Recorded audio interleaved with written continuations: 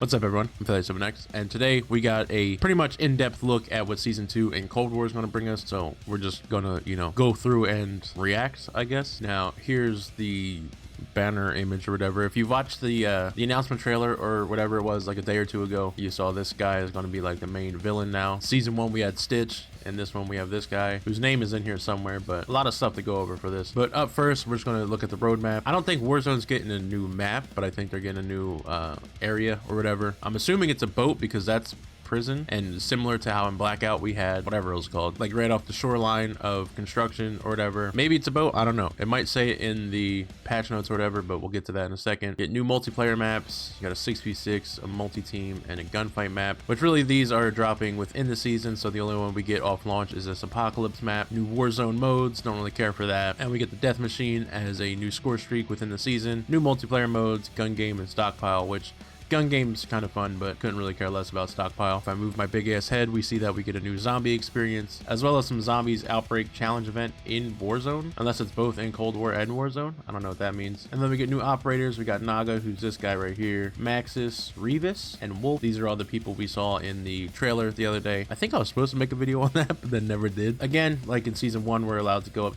4 more prestiges, and these are the new icons for that battle pass stuff. But I guess arguably most importantly, does that even make sense? We have the new weapons, and obviously this being a camo grind channel for the most part, this is what we're really focused on. And a lot of the leaks were true. We get the Farah 83, which is pretty much the Galil, I believe. The LC10, I don't know what the hell this is, to be honest. We get the machete, which we knew about. The shovel, which we knew about. We get the crossbow, and then a new sniper, and then reactive blueprints. The shovel, crossbow, and sniper are coming in the season, so probably like mid-season or whatever, or at least throughout the season. But yeah, this is all we really care about, because this is what we're going to have to go ahead and get Dark Matter and Dark Ether. So again, the 4 new operators. We got Naga, who's the main guy with some ugly ass mask on. We get Maxis, who's from Zombies, but obviously I'm assuming we're going to be able to play her in multiplayer as well. We get Wolf and Revis. 6 new weapons. The Farah 83 is an assault rifle. This fully automatic assault rifle is a heavyweight among its peers, as it claims one of the fastest fire rates in its class and outstanding effective range for solid damage. In the hands of a capable operator,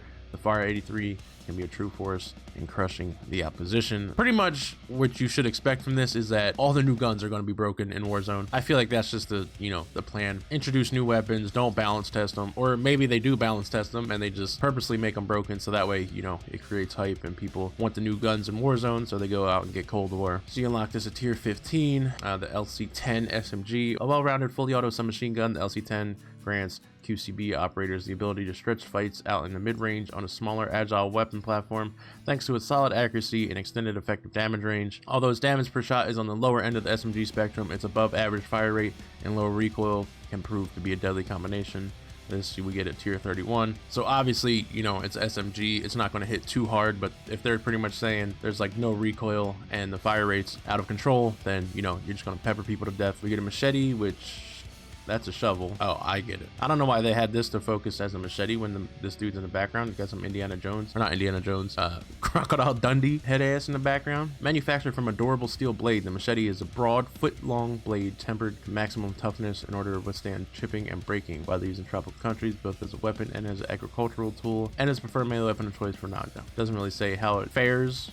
Is that the right word? In comparison to the other melee. Then we got the E-tool, which is the shovel. Like, you have the difference between the knife, the wakizashi, and the sledgehammer. The sledgehammer obviously has the most range and hits the hardest, which doesn't really matter because pretty much one hits anyway. I guess it would more so matter in zombies. But then the wakizashi has shorter range than the sledgehammer, but longer range than the knife, but it's slower than the knife, but faster than the sledgehammer. So I'm interested in how these two will stack up. I'm assuming this will be more, obviously, the machete is going to be closer to the wakizashi, and then the shovel maybe closer to the sledgehammer. I don't know. It's a pretty small shovel, so. And then we get the crossbow. Simple, lightweight design, lasts for great handling. I hate the crossbow. At least I did in Modern Warfare, which actually immediately after uploading this video, I'm going to be streaming here on this channel, working on getting the Obsidian crossbow in Modern Warfare. So like I said, once you're done with this video, if you want to watch me punch my teeth out live, you can go do that. Hopefully it's better than the Modern Warfare one. I doubt it, but. And then we get the ZRG 20mm sniper. This is what I'm I'm looking forward to. Built for sharpshooters who need power to eliminate targets at extremely long ranges, this bolt-action sniper rifle boasts a faster bullet velocity than any other weapon in its class, as well as the ability to eliminate operators with a single shot to the head, chest, or shoulders in exchange for a slower rate of fire. Reload speeds are among the fastest in the category, allowing snipers to quickly change out magazines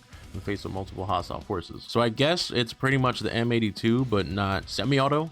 Obviously, like I said, it's a bolt action, so hopefully we just get a nasty sniper with high damage. I don't know how the ADS will be. Arguably one of the more important things when it comes to sniping, at least for me. And we can get the E-tool, the crossbow, and the sniper by doing challenges or buying the bundles when they drop. We're getting this new zombies experience for Outbreak, which is new large-scale zombies experience. So we get vehicles in this game mode. You can hunt down elite enemies using a satellite tracker. You can escort a rover that detects dimensional portals. This might be good for the Dark Ether grind. If it's a larger map, I'm assuming there's more zombies, which means an easier camo experience, unless it's just completely broken. A new field upgrade, the Frenzied Guard. Add an additional layer of strategy to your zombies loadout with the Frenzied Guard, a brand new field upgrade perfect for agents who love the center of attention. Upon activation, all enemies will immediately target the Frenzied Guard user for a brief period, during which time only armor will take damage. This can be a game changer when fellow operators are surrounded by the undead masses. Use Ethereum crystals to upgrade Frenzied Guard with powerful modifiers such as having it repair all armor upon activation, increasing its duration to 15 seconds, and even slowing all normal enemies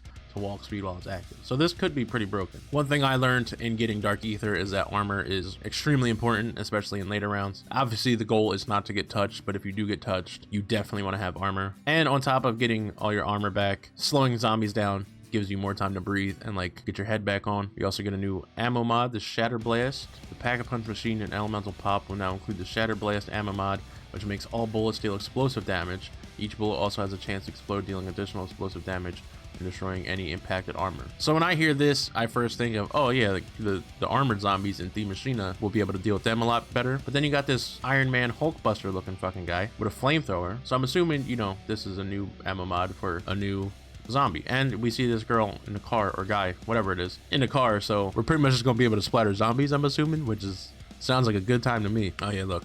Intended to help destroy heavy zombies, this fantastic mod comes with plenty of explosive upgrades to the skill menu, including having all explosive damage. All explosives deal damage to nearby enemies, knock down normal enemies, or double their size for an even bigger bang. 2 new skill tiers with the help of 2 new Ethereum crystal types, refined and flawless Ethereum crystals. Agents of Requiem will be able to upgrade their all skills to tier 4 and 5. Prepare to chase those high rounds in traditional round-based zombies or complete multiple outbreak investigations in a single run to get a chance at earning these new crystals, which will further improve your weapon classes, build upgrades, perks, and ammo mods. This is good because I found that leveling up all your skills and whatever was super easy, but I think the issue, not issue here, but the catch here is that you need these refined or flawless. I'm assuming like one for like refined you would need to upgrade to tier 4 and then flawless to tier 5, and that's on every ammo mod and perk and skill and whatever, which isn't a bad thing. It definitely gives you something to do. The meta changing upgrades are powerful enough to deserve their own explanation around the launch of season 2. So yeah, so they're obviously not going to give us too much on that. Apocalypse, it's a new map. Then Outbreak, operators can find an old yet surprisingly reliable Eastern Bloc sedan to help them survive, featuring enough room for the whole squad. This new vehicle is great for getting the next objective quickly or performing a drive-by or ramming charge on undead hordes. So yeah, we're going to be able to splatter the shit out of zombies. We also get a light truck. This looks like a Jeep. Another new vehicle is a 4-passenger off-road military vehicle, delivers plenty of pep or light utility truck. The lack of windows or roof leaves plenty of room for operators to fire out at the undead or parachute in for an epic escape. What? New seasonal challenges. These are the new emblems. I think these are kind of corny, to be honest. This one's not half bad with the snake. This one's kind of cool, but these ones I'm not really fan of. And again, every 50 levels you can prestige. In addition to the new weapons and operators from Blackout Cold War within season 2 and a fresh loot pool, Warzone receives new and shocking points of interest to explore in 2 modes that shake up the traditional battle royale formula. Last sighted off the coast of Rebirth Island, recent intel suggests that the cargo tanker, I don't even know, has gone missing at sea. However, recent visuals have identified a vessel matching the description heading toward the port of Verdansk. So yeah, pretty much just like in Blackout, we're getting a boat that's going to be off the shore, which I'm assuming, unless there's like a bridge to it, we might be able to swim now.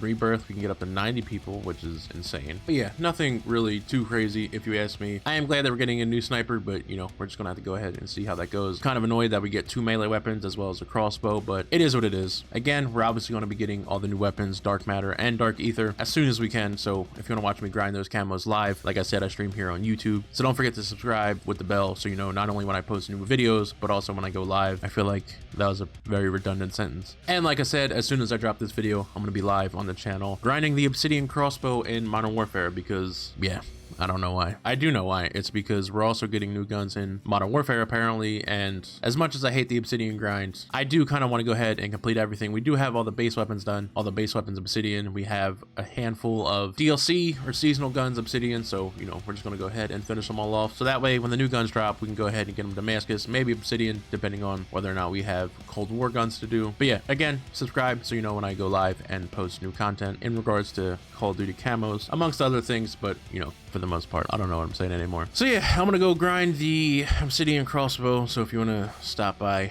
and make fun of me, feel free to do so. But that's gonna be it for this video. I'm Philly7X. Thank you for watching. Now get off me.